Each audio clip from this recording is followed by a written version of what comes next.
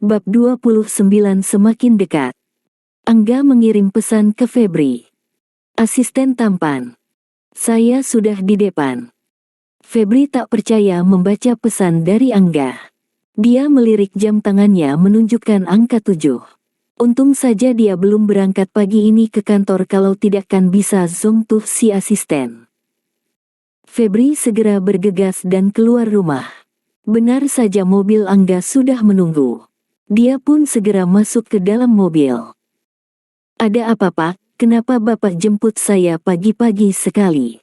Kita mau ke apartemen Pak Randy lagi. Tanyanya keheranan. Enggak. Rumah kita kan searah ke kantor, jadi aku sekalian aja mampirin kamu, jawab Angga. Sebenarnya dia juga tidak sadar kenapa bisa-bisanya dia mengarahkan mobilnya ke rumah Febri. Saat sudah dekat baru dia tersadar dan sudah terlambat. Kepalang basah, akhirnya dia kirim pesan ke Febri agar segera keluar dari rumahnya. Mobil bergerak menuju perusahaan Baskara Corp. Dan sampailah mereka di area parkir khusus untuk pejabat perusahaan. Terima kasih ya Pak, atas tumpangannya, ucap Dinda. Hanya itu saja, jawaban Angga. Mereka berdua menaiki lift yang khusus disediakan untuk pejabat sehingga hanya ada mereka saja di lift tersebut, tidak padat dengan desakan karyawan lain. Febri menekan angka 10 dan 13 untuk dia dan Angga.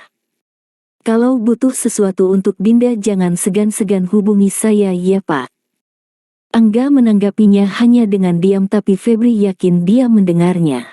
Saat pintu berbunyi menandakan lift sampai di lantai 10. Selamat bekerja Pak Angga, yang semangat ya Pak kerjanya. Jangan rindukan saya. Karena rindu itu berat, biar Dilan saja. Febri segera keluar dari lift tanpa memandang ke arah Angga lagi. Angga menatap kepergian Febri. Gadis yang selalu ceria, mengapa jantungku selalu tak tenang setiap bersamanya? Dan mengapa aku tak bisa bersikap santai kepadanya seperti aku bersikap pada Dinda, padahal kan mereka bersahabat? Angga berusaha menetralkan jantungnya. Sejak dia menjemput Febri ke rumahnya, jantungnya sudah sangat kencang berpacu mengalahkan kencang laju mobilnya.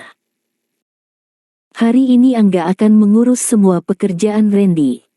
Di perusahaan, ucapan Angga sangat disegani, karena setiap apa yang dia perintahkan sudah hampir sama dengan perintah CEO Baskara Corp. Para karyawan juga sangat segan dengan sang asisten CEO. Bahkan sikap dan gaya mereka hampir sama datarnya. Wajah mereka juga hampir sama tampannya, walau masih lebih tampan Randy sedikit. Angga lebih banyak hahaha, itu menurut Angga ya. Angga memantau perkembangan pembangunan hotel yang bekerja sama dengan PT ABC milik Ivan, dan juga pembangunan tol yang bekerja sama dengan Bima Corp, perusahaan keluarga yang dipimpin Frankie teman Randy. Pembangunan hotel sudah semakin rampung. Tidak terlalu menguras pikiran karena Ivan memang bekerja sangat bagus dan profesional. Angga hanya tinggal memantau saja. Setelah selesai dari sana, siangnya Angga berangkat menuju area pembangunan tol. Sebelum sampai ke lokasi, Angga mendapat telepon. Alangkah terkejutnya Angga mendapat kabar bahwa di sana banyak didatangi oleh para demonstran. Dari informasi yang dia dapatkan, para demonstran menuntut ganti rugi lahan secara layak. Angga segera menelepon Randy. Ada apa Ga? Tanya orang yang berada di seberang sana. Bos, saya baru mendapat kabar, di lokasi pembangunan tol sudah banyak didatangi para demonstran yang menuntut pembayaran lahan, Angga melaporkan kepada Randy. Loh, bukannya bagian itu sudah diatur Frankie? Tanya Randy terkejut. Mereka meminta tanggung jawab kita bos, selaku perusahaan yang bertanggung jawab atas proyek ini. Mereka menuntut untuk bertemu dengan bos. Bagaimana ini? Randy balik bertanya. Gini saja, sekarang kamu di mana? Saya sebenarnya sedang menuju ke lokasi bos, jawab Angga. Tolong kamu balik, jemput Febri dari kantor, antar ke rumah sakit untuk menemani Dinda. Setelah itu kita pergi ke lokasi, perintah Randy. Baik bos, ucap Angga. Angga langsung bertindak cepat menghubungi Febri.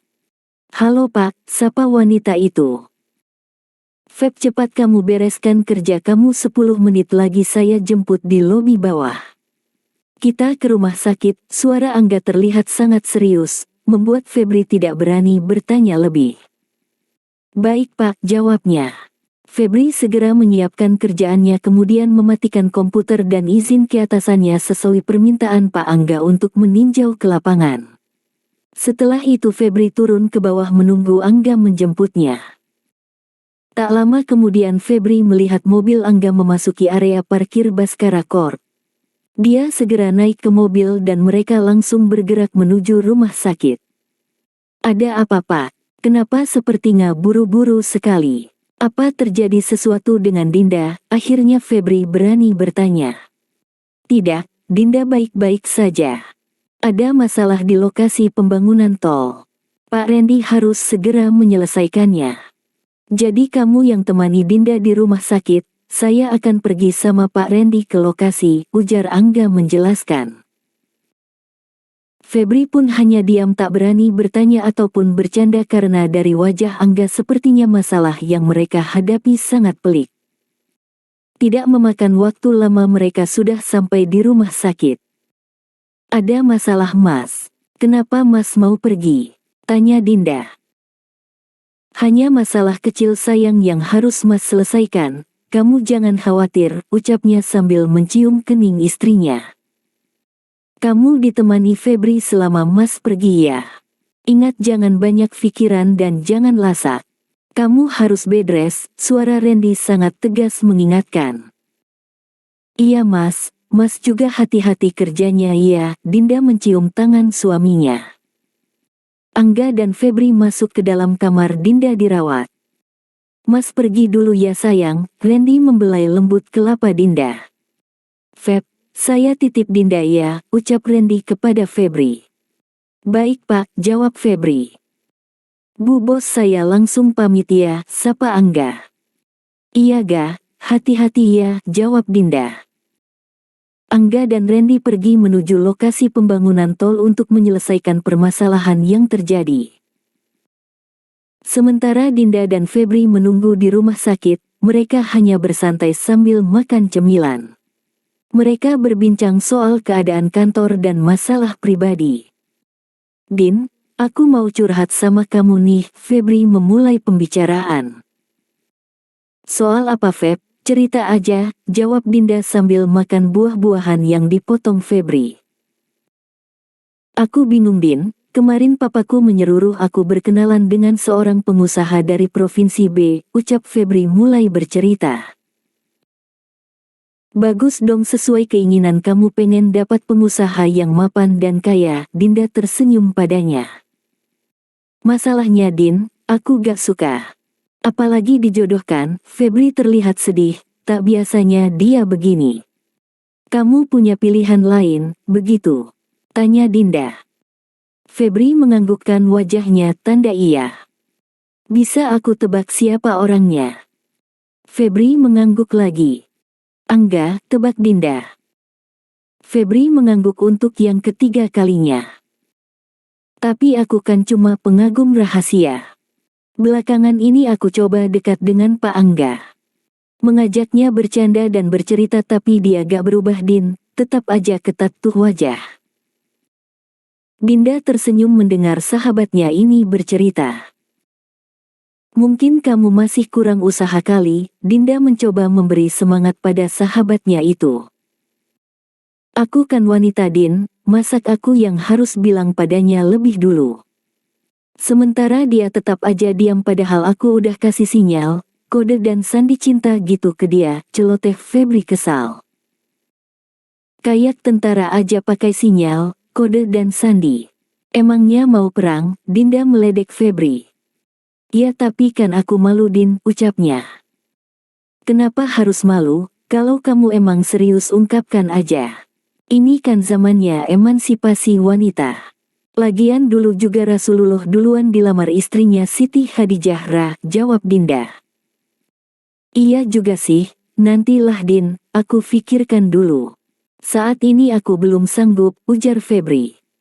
Jangan lama-lama. Kamu bilang kamu mau dijodohkan sama papa kamu. Berarti waktunya tinggal sedikit loh. Keburu dilamar si pengusaha barunya Hoklo gak bisa lari lagi, Dinda meledek Febri sampai tertawa. Febri terlihat sedang berpikir dengan serius, memikirkan masa depan yang akan dia ambil dan jalani. Apapun itu dia berharap itu yang terbaik.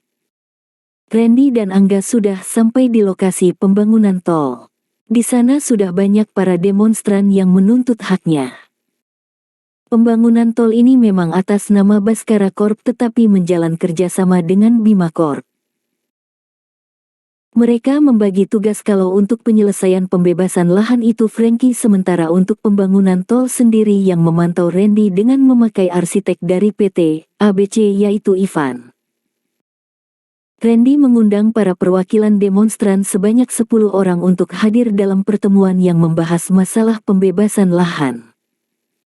Sementara ini Randy hanya berusaha menenangkan mereka. Selamat siang bapak-bapak sekalian, saya Randy Pramata Baskara selaku CEO dari Barsakar Corp. Menghimbau kepada bapak-bapak agar tenang. Mari kita bicarakan masalah ini dengan kepala dingin. Saya yakin akan ada jalan keluarnya. Saya tidak pernah berniat untuk merugikan bapak-bapak sekalian, ucap Randy menenangkan. Salah satu dari para demonstran berteriak.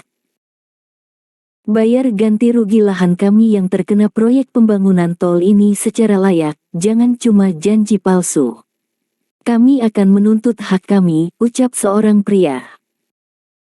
Kami tidak akan meninggalkan rumah dan tanah kami jika kami tidak mendapatkan ganti rugi yang setimpal, teriak peserta demonstran lain.